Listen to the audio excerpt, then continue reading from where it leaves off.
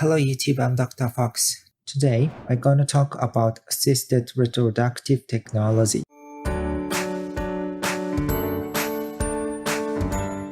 So first of all, what is assisted reproductive technology or ART?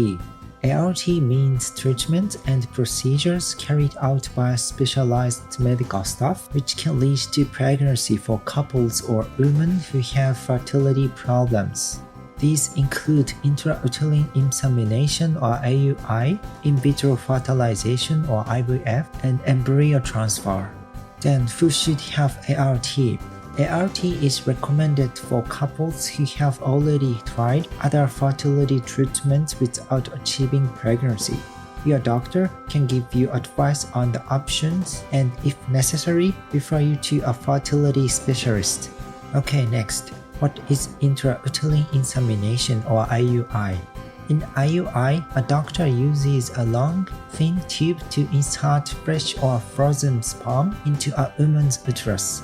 IUI is recommended for women whose cervix is scarred or defective, for men who have low sperm count or mobility, cannot get an erection, or have retrograde ejaculation when sperm are ejaculated the long way, going into the bladder instead of out of the penis, and for couples who find it difficult to have sex. Sometimes IUI is used at the same time as medications to stimulate ovulation. Okay, then you may wonder, how successful is IUI? Success rates depend on the reasons for your or your partner's infertility, how frequently the procedure is carried out, how old you are, and other factors which your doctor will discuss with you. If you have the procedure every month, chances of success per menstrual cycle can be as high as 20%. Okay, next. What is in vitro fertilization or IVF? Eggs and sperm are collected from the couple and taken to a specialist laboratory to be incubated. If they produce an embryo, a doctor inserts it into the woman's uterus to implant itself and grow. IVF is broken down into 4 steps: superovulation, egg retrieval, fertilization, and embryo transfer. Okay, let's get started with superovulation. So you may hear superovulation also refers to as ovulation stimulation, ovulation induction, or stimulation of egg mutualization. In this step, the woman is given injections over 8 to 14 days which stimulate her ovaries so they produce several mature eggs all at once. Her ovaries are monitored by specialist medical staff who use blood tests and transvaginal ultrasound to see whether the follicle growth and estrogen production is good. When these tests show that the eggs have reached maturity, the woman is given an injection of hormone HCG to trigger ovulation. Okay, next, what is egg retrieval? Egg retrieval is the next stage in the process. The woman attends an outpatient clinic where the doctor takes out or retrieves the eggs 34 to 36 hours after the HCG injection.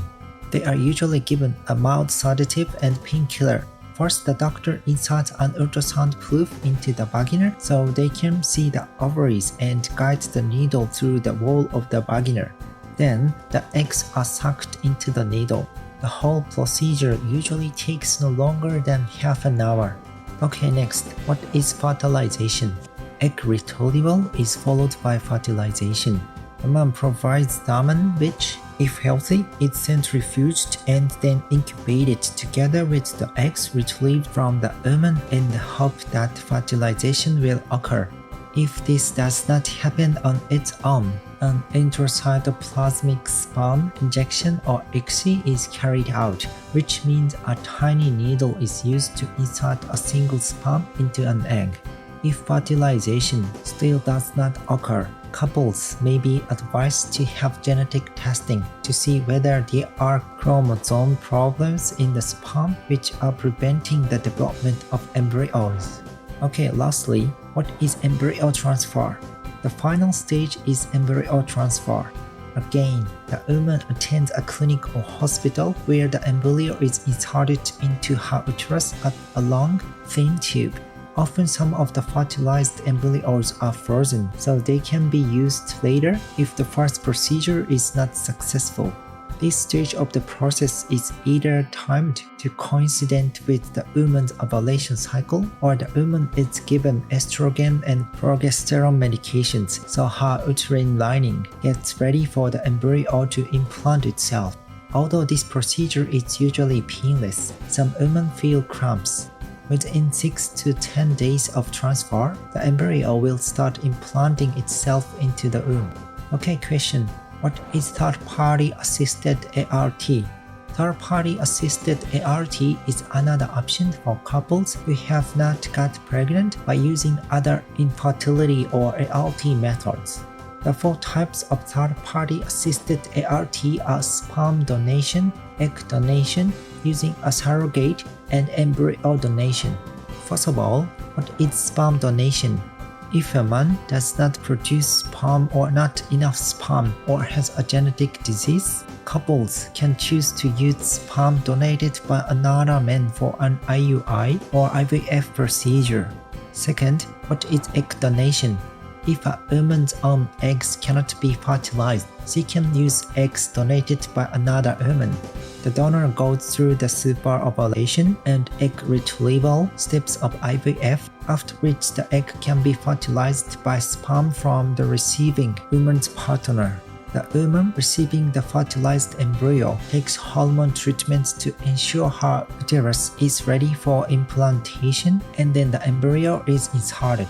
Donated eggs are used by women whose own eggs are poor quality, who have had treatments such as chemotherapy or radiation therapy, who were born without ovaries or have had to have their ovaries removed, or who have primary ovary insufficiency. Also, women who know they are carriers of genetic diseases or are post-menopause often select egg donation.